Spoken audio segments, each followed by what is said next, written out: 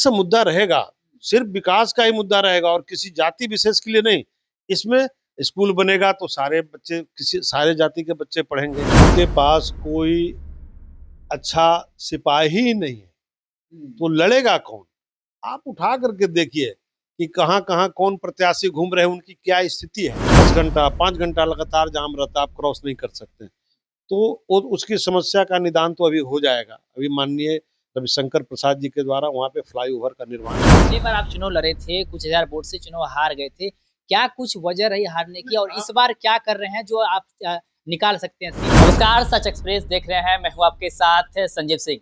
देखिए, चुनावी यात्रा के दौरान इस वक्त हम पहुंच गए हैं फतवा विधानसभा क्षेत्र में और फतवा में हमारे साथ बातचीत करने के लिए बीजेपी से संभावित प्रत्याशी सत्येंद्र सिंह जी हैं, जो पिछले बार भी चुनाव लड़े थे, बीजेपी के प्रत्याशी थे, लेकिन कुछ हजार वोट से पीछे रह गए थे। फिर से चुनावी तैयारी में है, जनता के बीच जा रहे हैं, दुख सुख में जनता के साथ दिखते हैं। समाज में भी अच्छी पकड़ है, लगातार जो है क्षेत्र में काम करते रहते हैं, घूमते रहते हैं। कितनी तैयारी है फतवा में, उसको लेकर के भी खास बातचीत करेंगे।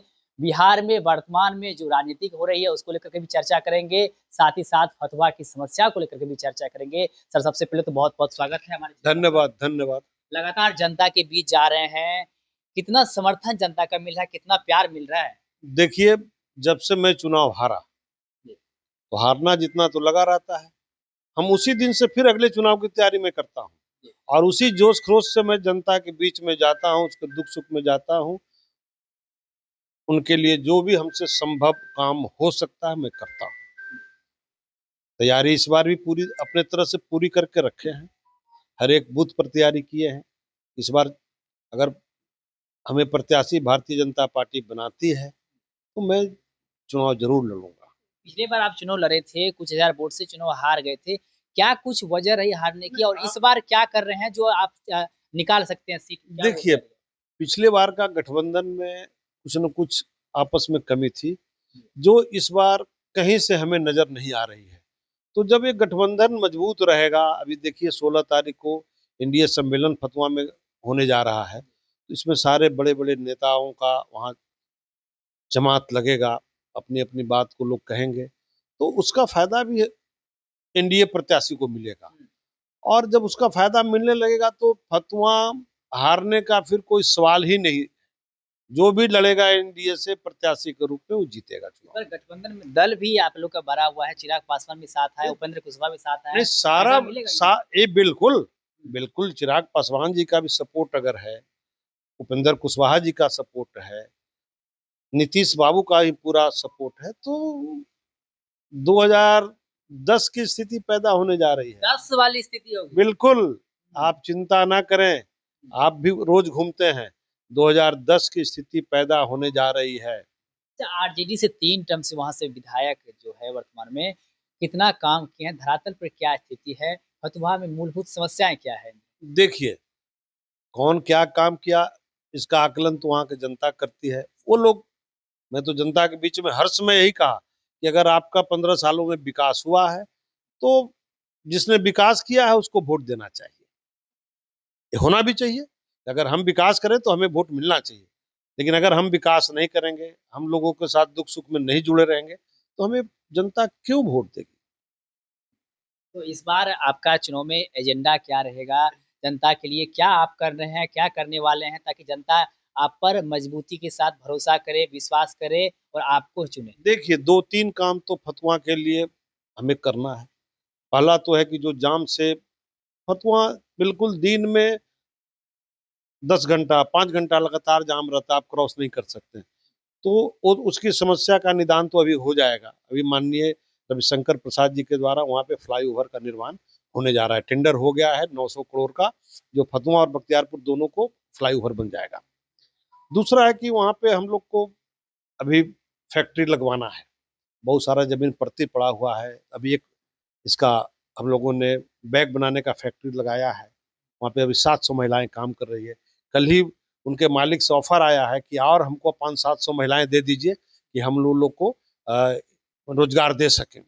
तो ये सब काम वहाँ होगा। दूसरा है कि लड़के लोग को खेलने के लिए कोई ग्राउंड अच्छा नहीं है। आज आप देख रहे हैं कि लोग छोटा छोटा खेल कर करके उसको सरकारी नौकरी प्राप्त कर रहा है, पुलिस में, सिपाही में, मिलिट्री में, बहुत जगह नौकरी का स्कोप बनता है।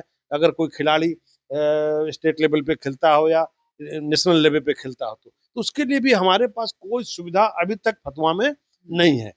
तो एक उसके लिए प्ले ग्राउंड अच्छा बनना चाहिए, इंडोर स्टेडियम बनना चाहिए। लड़कियों लोग के लिए कोई अच्छा स्कूल नहीं है, उसके लिए बनना चाहिए। ये सब मुद्दा रहेगा, सिर्फ विकास का ही मुद्दा रहेगा और किसी जाति विशेष के लिए नहीं। इसमें स्कूल बनेगा तो सारे बच्चे, किसी सारे जाति के बच्चे पढ़ेंगे। प्ले ग्राउंड बनेगा तो सारे बच्चे के लोग जाति के बच्चे खेलेंगे। वहाँ पे कम्युनिटी हॉल बनाएंगे अगर फतुआ में तो सारे गरीब अमीर के सबके बाल बच्चे की शादी विवाह होगा। ऐसा किसी पर्सनल कोई काम ऐसा नहीं हम करेंगे। कि आप बता रहे हैं एजेंडा अपना कि हम ये सब काम करेंगे। तमाम जो नेता होते हैं वो इसी तरह से बताते हैं कि हम जीतेंगे तो काम करेंगे, लेकिन जनता आप पे विश्वास कैसे करे? कहीं बाद में मुकर तो नहीं जाएँगे? ये तो समय अभी तो सब लोग बोलेंगे, जी, हम भी बोलेंगे तो अगला भी बोलेगा। जी। अगला लेकिन 15 साल में क्या किया है तो देखने की बात है। हमने ना भी कुछ रहते हुए भी मैंने कहीं-कहीं से फंड का जुगाड़ कर कर के कहीं गली, नाली, सड़क बनवाने का काम किया है। हुँ। आप जाएँ क्षेत्र में, आपको समझ में आए, मैं आपको पूरा मैं लिस्ट दे देता हूँ कि कहाँ लोग कभी 40 साल से लोग कहाँ आने-जाने का रास्ता नहीं था, वो सब गरीब की बस्ती में हुआ है। चल के देखिए आपका काम कैसे करवाए हैं। एक सवाल रहेगा प्रशांत किशोर को लेकर के। पहले तो तमाम जो विधानसभा क्षेत्र है वहाँ पर महागठबंधन और एनडीए में जो है टक्कर रहता था, लेकिन प्रशांत किशोर भी इन दिनों काफ़ी बिहार में एक्टिव दिख रहे हैं, घूम रहे हैं और प्रशांत किशोर के पार्टी की तरफ से प्रशांत को लगातार कह रहे हैं कि इस बार हमारी लहर है, बदलाव की लगातार बात करते हैं। आपको क्या कितना बड़ा फैक्टर ये हो सकते हैं? भाई मेरे, जिनके पास कोई अच्छा सिपाही ही नहीं है, हुँ, तो लड़ेगा कौन? आप उठा करके देखिए कि कहाँ-कहाँ कौन प्रत्याशी घूम रहे हैं, उनकी क्या स्थिति है। प्रशांत किशोर काबिल हो सकते हैं, बहुत रणनीतिकार भी है, बहुत अनुभव ही है, लेकिन आप युद्ध कैसे जीतेंगे? युद्ध जीतने के लिए आपको सिपाही होना ज़रूरी है, वो सिपाही आपके पास नहीं है। सिपाही नहीं। नहीं नहीं है, आप सिपाही तलाश रहे हैं कि कहाँ से सिपाही आ जाए। अंत में फतवा विधानसभा क्षेत्र की जनता को 2 लाइन में क्या मैसेज देना चाहेंगे? क्योंकि चुनाव काफ़ी नज़दीक है, जनता को क्या कहना चाहेंगे?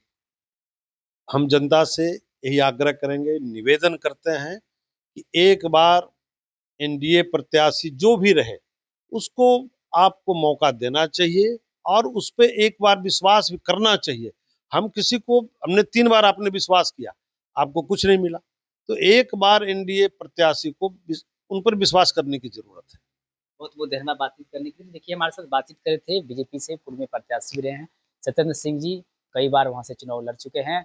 साफ-साफ कह रहे हैं कि देखिए एक बार विश्वास कीजिए, एनडीए के जो भी प्रत्याशी होंगे, उसको आप लोग साथ दीजिए, उसका मदद कीजिए। साथ ही साथ कह रहे हैं कि जो काम वहाँ पर किए हैं, उसको वोट दीजिए। यदि वो काम किए हैं, तो उसके साथ रहिए, अगर काम नहीं किए हैं, तो एनडीए को भी मौका दीजिए। देखिए, चुनाव हारने के बावजूद भी लगातार पार्टी में बने रहते हैं, पार्टी में काफ़ी एक्टिव दिखते हैं। बीजेपी में कई सालों से हैं और लगातार तैयारी भी करते रहते हैं। क्षेत्र में जनता के बीच जाते हैं, दुख-सुख में जनता के बीच रहते हैं। अब देखना होगा कि पार्टी कितना विश्वास करती है, यदि विश्वास करती है तो कितना खरे उतरते हैं, क्षेत्र में जो है कितनी तैयारी होती है और परिणाम क्या आता है, तमाम बिंदुओं पर हमारी नज़र बनी रहेगी। फिलहाल हमारी बातचीत आपको कैसी लगी कमेंट के बॉक्स के माध्यम से आप अपनी राय हमें ज़रूर दें और फतवा विधानसभा क्षेत्र की समस्याओं को लेकर के और फतवा विधानसभा में अगला नेता आप किनको चुनना चाहते हैं, ये भी हमें ज़रूर बताएँ और देखते रहे सच एक्सप्रेस। आप सभी का बहुत-बहुत धन्यवाद।